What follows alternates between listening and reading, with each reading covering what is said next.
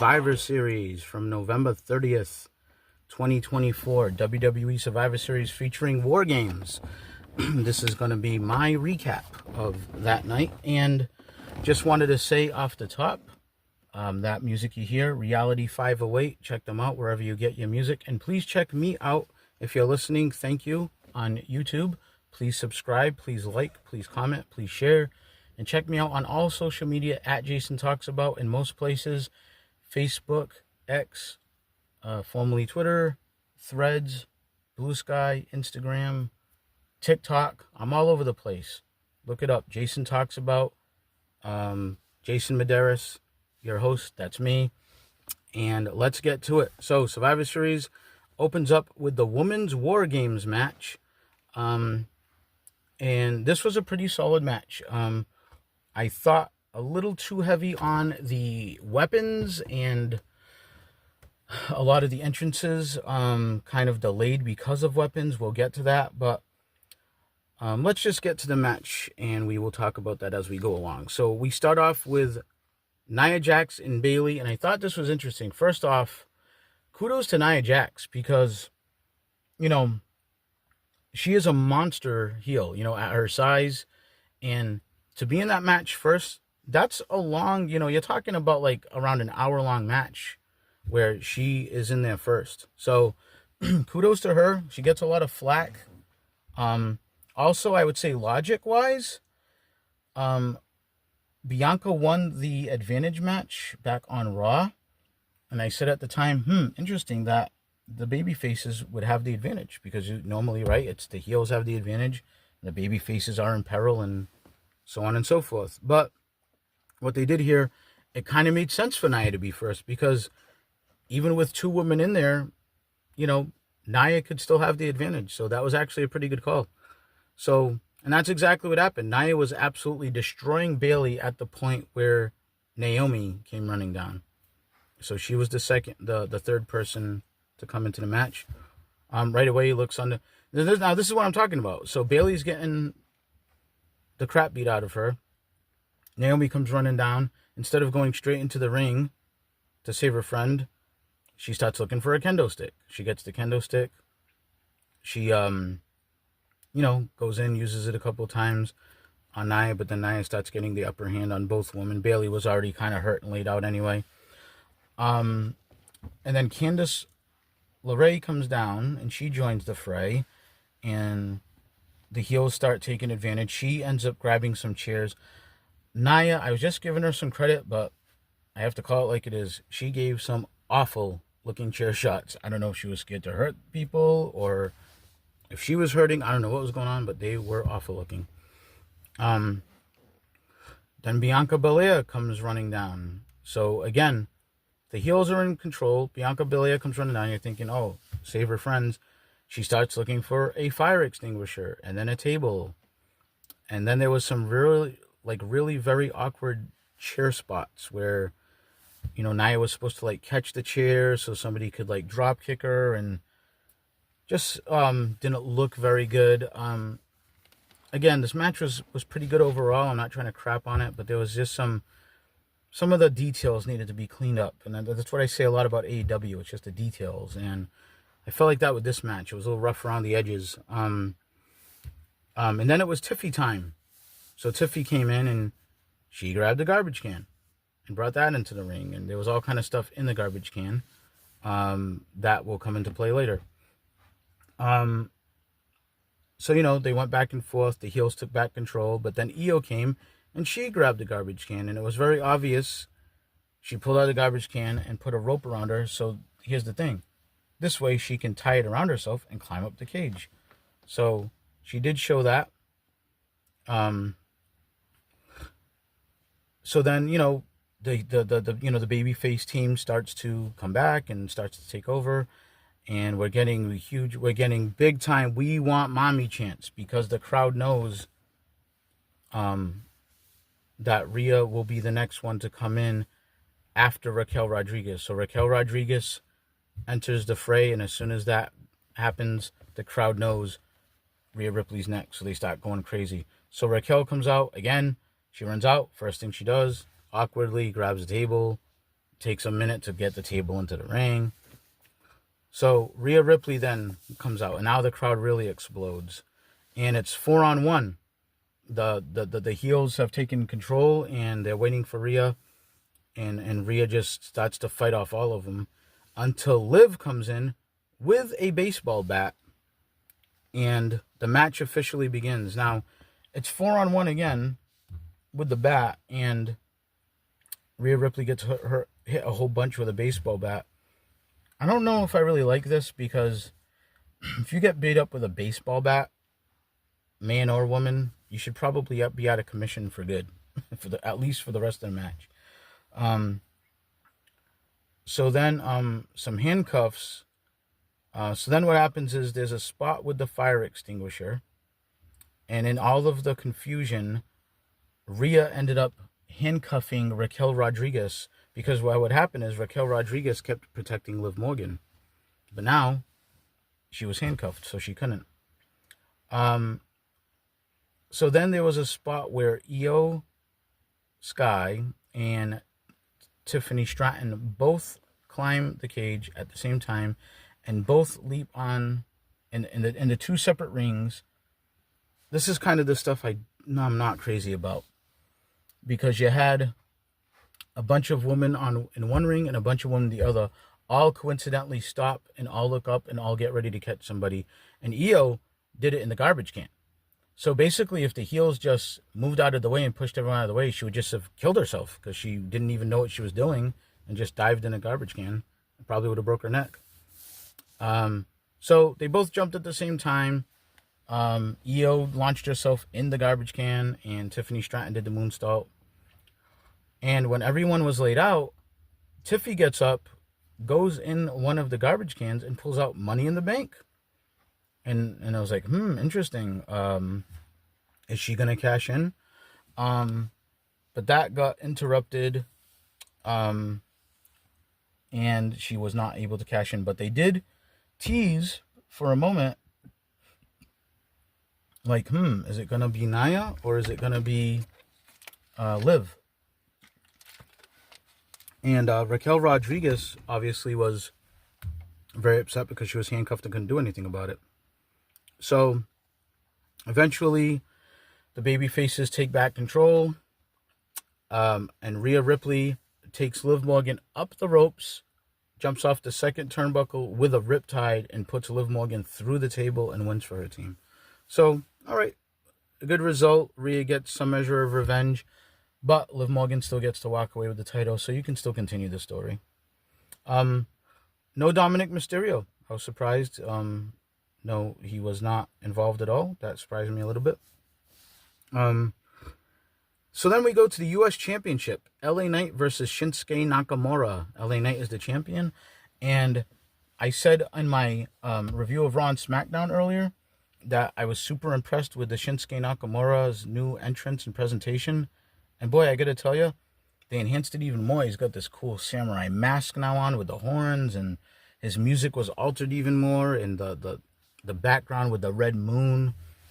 It's just really cool looking. And I'm really digging the Shinsuke Nakamura repackage. I like it. He came out, and him and LA Knight were going at it. Now, if you remember the night before, LA Knight was supposedly taking the mist in his eyes. They were talking about, is he unsure of himself? He dropped the title, which I think was totally just really dropped the title on his entrance. And Corey Graves did a good job covering up, saying, like, did you see that, Cole? Did you see that? LA Knight's always sure of himself, and he just dropped his belt, and that tells me something. So I thought that was a nice little, good little save there by Corey Graves.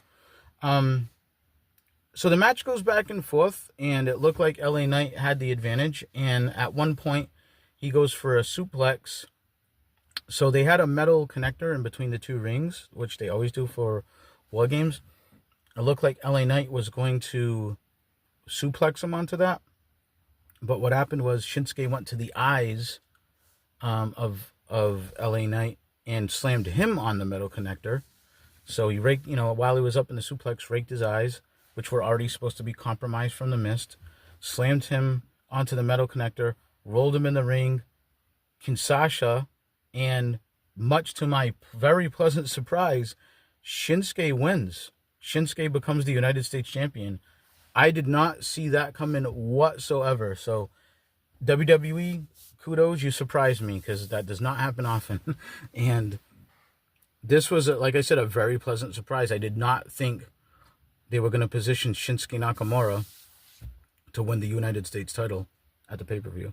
But I like it. Like I said, I love the new repackaged Nakamura, and I'm glad he won. Now for the other championship, the Intercontinental Championship, I should say the other secondary championship. Champion Braun Breaker versus Sheamus versus Kaiser. This was just as I thought it would be, a brutal, hard-hitting match. These three guys beat the living piss out of each other. I loved it. I just like the hard-hitting stuff. I like when it looks good and they're laying it in. And man, these guys are just rough. I've sang Sheamus's praises before about how he's just such a reliable old veteran that they can just dust off and use for like pretty much anything and can still have good matches. And Kaiser is so good, and Breaker, I've sang his praises already on a few different shows. There was one spot just to show his freakish athleticism where Kaiser and Sheamus were on the outside arguing, and he came flying from the inside of the ring with a clothesline, and he landed on the announce table, but like basically clotheslined both guys over the table with him. It was incredible. Like the things he does at his strength and his size and the speed he does them at and the impact are crazy. Breaker wins here. Definitely the right result. And it came after Kaiser worked over Sheamus with the shillelagh and hurt his ribs. So Sheamus had an out. His ribs were injured. He's going back and forth with Kaiser. When it seems like Kaiser has the upper hand, Breaker comes in, spear to Kaiser. He powders out of the ring and then spear to Sheamus. 1, 2, 3. Breaker wins. Right result. Good match. Everyone involved ended up walking away looking good. So yeah, I can't say enough about Braun Breaker. Then we had the World Heavyweight Championship match. Gunther, the champion, versus Damian Priest. This was another hard-hitting match. Gunther is always hard-hitting. They did a good job with the whole self-doubt angle where Gunther looks kind of unsure of himself and Priest keeps getting the upper hand, and Gunther's facials, and they're like, is this, Michael Cole and Corey Graves did a good job of selling it. Is this the ring general we've come to know, and he seems so unsure of himself, and we've never seen this side of him, and good job with all that. And they planted some seeds of doubt, although I was never in doubt. I was just surprised with Shinsuke, so who knows, but I was saying to myself, I'm not in doubt that he's going to come away with this somehow, but who knows, right? Good match, good hard-hitting match, like I said, until the finish, which I'm not crazy about. Damian Priest is laid out on the outside of the ring. Gunther rolls in. He's having a little interaction with the referee.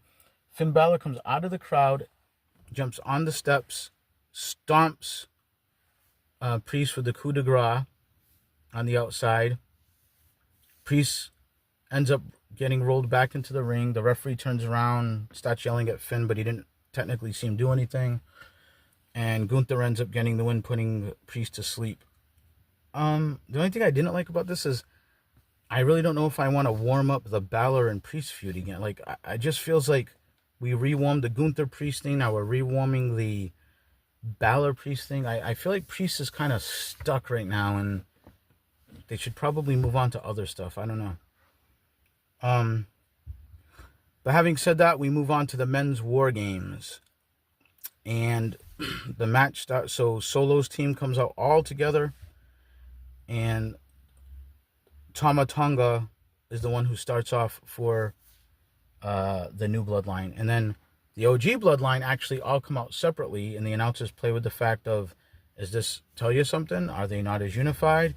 But then Michael Cole kind of saves it by saying, well, maybe this shows us that Roman Reigns has changed. There's no one leader and everybody gets the spotlight and shares the spotlight and blah, blah, blah. So, they were kind of having it both ways, but little intrigue there. So the whole OG bloodline gets their separate entrances. They all go into the cage. And Jey Uso comes out last through the crowd because he's going to be the one who starts off the match against Tama Tonga. So they're going at it. And Tama Tonga is in command, which spells bad news for Jey Uso because the next one that comes in is Bronson Reed. And he goes for the chairs right away. And the announcer said what I was thinking. What does he need the chairs for? He's, 400 pounds and they have the advantage. And I was kind of like, yeah, you guys are making sense. I don't know why either. So then Jimmy Uso comes out. I would say that was, the right call. His brother's in trouble. He wants to go save him. There was a good call here by Solo where Tonga Loa was going to be the next one. He stops him and tells Jacob, and that got a big reaction from the crowd. Jacob Fatu is so over and so amazing right now in WWE in his run. He goes out there and he's just cleaning house, moonsaulting all over the place and slamming people around. And then there's a little discussion between Reigns, Punk, and Sammy.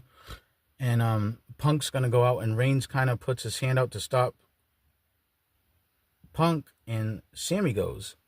So a little dissension, and there's kind of, I'm sure it's going to be a lot of memes of Roman Reigns sitting there all, kind of looking all pleased with himself, and Punk standing on the other side of the cage, kind of leaning against it, rolling his eyes. So Sammy goes out there and, he jumps in the match and he's trying to save his, the Usos, and they get in some good offense. But then Tonga Loa ends up going out there and he gets tables and he throws tables in there. And now the heels get the upper hand. They got the numbers again. They beat everybody down. And then it's the babyface team's turn. The OG Bloodline. The timer goes off, and Roman Reigns looks like he's about to strut out the cage, and Punk just bumps him out of the way, and he walks out there. And Reigns looks really pissed off, and they shut the cage on Reigns, and Punk goes down to the ring. The 4 heels are all waiting for him, and Punk goes and grabs the toolbox, a call back to his fight with Drew McIntyre, and he runs in the ring, and he starts bashing everybody with the toolbox and helps the team get the upper hand. Solo then enters the ring.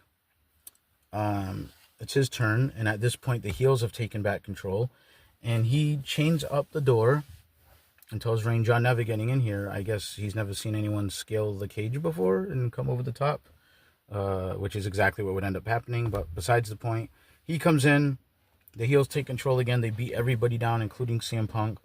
Roman comes out, plays around with the door, looks at the chain, realizes he ain't going to break it. So he does exactly what I said. He just scales the cage. I mean, guys can climb the cage. And Bronson Reed and the Tongans try to stop him, and he just punches them all out of his way off the cage. And he ends up getting in the cage. And Roman and Punk are not on the same page. They end up arguing with each other, and Heyman is out there, and he's pleading with both of them to please get along. At one point, Roman goes to spear Solo. Solo sidesteps it, and CM Punk had, I believe it was one of the Tongans up for the go to sleep, and Reigns ends up spearing CM Punk, and you're thinking, ooh, this is not going to be good, right?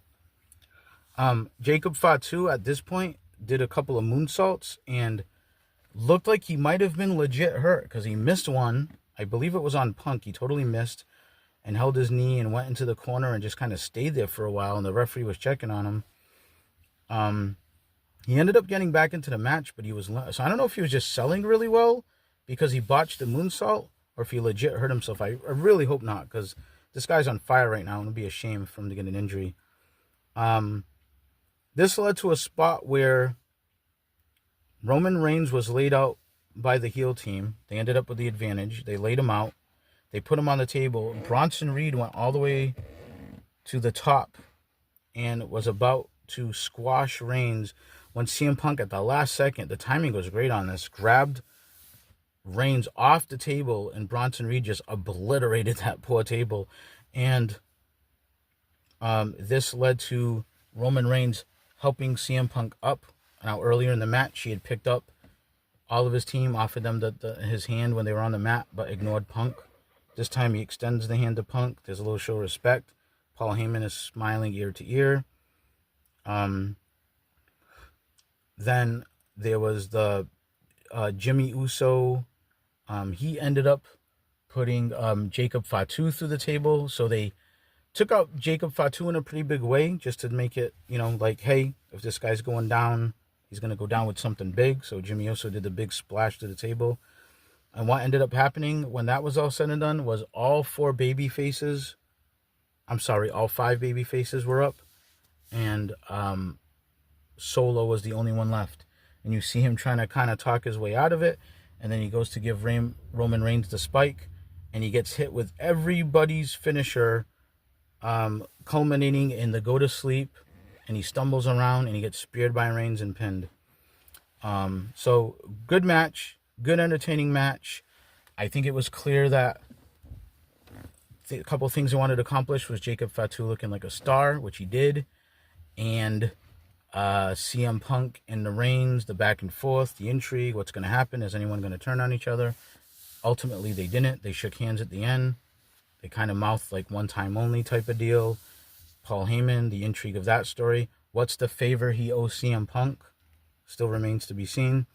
I did make a note that said Jimmy hurt with a question mark because when they were leaving the ring, Jimmy Uso was also limping and Sami Zayn and Jey Uso had to help him. You could say he's selling, but why he'd be selling that at the end of the match like that, as they're going back up the rampway, I don't understand. I should say down the aisle, there was no ramp. I don't think he would be selling that at that point. It could be wrong. So keep an eye out on that. Hopefully it's nothing serious. And I really hope that Jacob Fatu was not hurt badly because unless he was just selling really great, it looked like he had messed up his knee. So let's stay tuned for that. But all in all, I would say this was a very successful Survivor Series. I liked every match. They were all at least good, if not great. Good, solid storyline. It was a very tight event. Everything felt important. Everything flowed. And just a really good night for WWE and a good week altogether. I thought they had a good Raw and a good SmackDown and a really good pay-per-view. So kudos to them. They're making money hand over fist. They're selling out. They're doing great. When they're doing bad, in my opinion, I'll let you know. I'm not shy about my opinions. This show is called Jason Talks About Things, and I do talk about my opinions on stuff, but I will say that this was a real good week for WWE. But that is it. That's my Survivor Series recap. I was a big fan of the show, and I want to thank you for listening. Please like and subscribe. Please comment. Please share. Please look me up on all social media platforms at Jason Talks About or Jason Medeiros. You'll see me on just about every social media platform out there. If you could give me a follow. But please, above all else, subscribe to the YouTube channel. That's where you'll find all my content. You can find me in the other places on social media, but ultimately what you're going to find is links that lead you back to YouTube, because that is my vehicle for the show. So again, please like and subscribe. Thank you for listening, and we will see you next time.